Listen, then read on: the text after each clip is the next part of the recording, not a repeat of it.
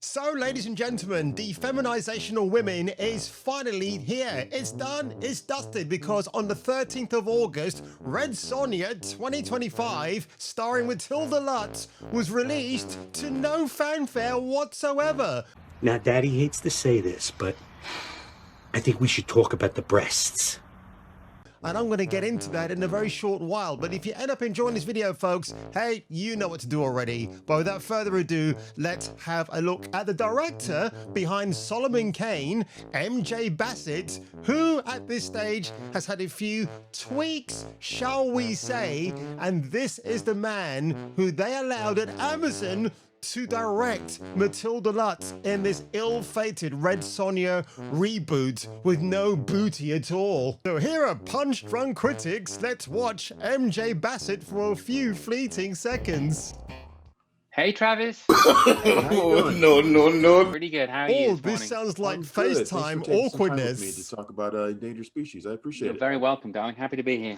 Endangered species, more like engendered species. Put that in your notebooks, folks, for future jokes. Ready? You want to? No, I'm not ready, Good, dude. I don't But mind. listen, Oh, Punch cool. Drunk, you seem like a all right, nice so guy, let's but talk I about have to endangered move on, species. and I wish MJ Bassett would stop moving up and close to the camera like he is a she. It is so funny beyond belief, but I had some high hopes for this film, but honestly, after I saw that god-awful trailer, I just decided it wasn't worth my time or effort. Now, what's interesting, if you go to Metacritic, this is what you see. Now, Nobody, which I'm watching today, I can't wait to see that. Well, actually, by the time you see this video, I would have already seen it. So I'm going to assume now it was fucking awesome. But look, let's just go along the conveyor belt right here. Do you see Red Sonja anyway? Do you?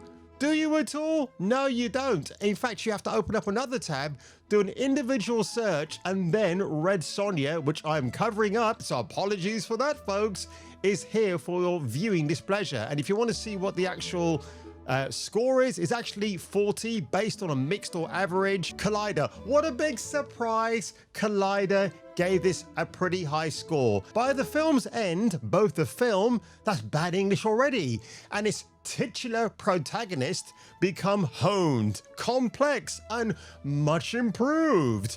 It's an inconsistent sword and sandal epic, but one that lands some major notes as the sequences and combat get bigger and bigger. I assume that's what they're going to say. Jeff Ewing or Ewing from Dallas. The Rap, a sword and sorcery epic that can't swing the epic part. That's very saucy. I wonder where you're going with that, and I like your thinking with that double entendre. The Guardian, action sequences which made the original Sonja so indelible, especially since Nielsen had Arnold Schwarzenegger as a co-star. That's a bit of shade throwing. You're saying without Arnie, the film would have been a flop, which is actually quite true. Are a bit more note, but someone somewhere must have done a punch-up on the script, which I've heard is pretty shit. Screen Rant 20. Red Sonja falls short of expectations from beginning to end. It only succeeds in following the footsteps of the 1985 flop. Listen, I'm kind of had it up to here with them slamming the 1985 Brigitte Nielsen starring vehicle. She was good. Was she the best? No. Should Sandal Bergman have stepped in? Of course she should have, but that didn't happen. And a bit of a stupid move on her part. Rotten Tomatoes. Again, it's the same scenario, folks. Just going on down. And by the way, Barbarian, of course, from the director of Weapons, is doing awfully well on streaming, but no physical release, which I found out after I made my Weapons review. Nobody getting an 84% score compared to the 60% on Metacritic. But can you see Red Sonja anywhere at all, folks? Let me know if you can see it. I can't. So the same procedure yet again. You got to go on a separate tab. 50% for Red Sonja, which, let's face it, folks, is seeing red at the moment. I haven't seen it at my local Cineworld. I don't think it's actually going to get that far. And by the way, this caption is rather interesting. Captured, chained, forced to fight for survival, Red Sonja must battle her way through the blood and guts in a chainmail bikini, which, by the way, MJ Bassett objected to because, again, his logic was implausible. And I met with sports fitness models kind of who had that absolute, comic book look for Sonja, but not really maybe the act. You interviewed athletically built women that could wield a sword and a shield, but because they could not act, you did not cast them? Listen, Mr. Arnold Schwarzenegger did exactly that in 1969 with Hercules, minus the chainmail bikini. That didn't hurt his career, did it?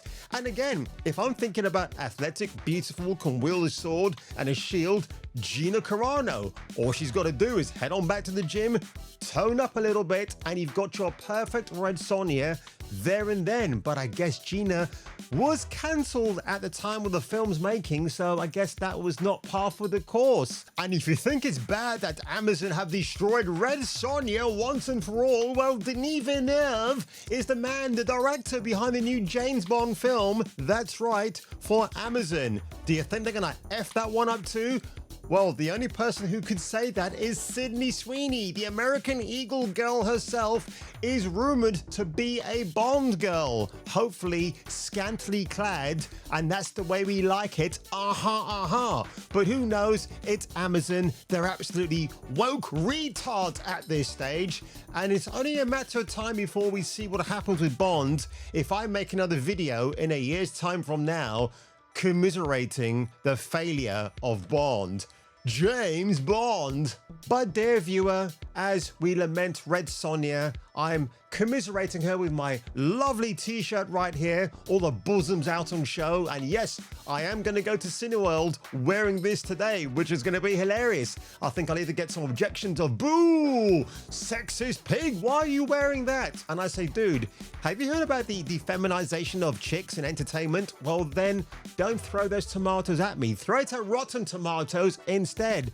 But I'm going to leave you with this thought, folks. If you're in the mood, if you're in the eagerness to watch a sword and sandal epic, I will recommend to you this perfect specimen here that is headlined by Roger Corman, Barbarian Queen. Have a look at this, folks. This will whet your appetite. Warlords sacked her village, violated her sisters, and took her most precious possession. I'm going to get it back.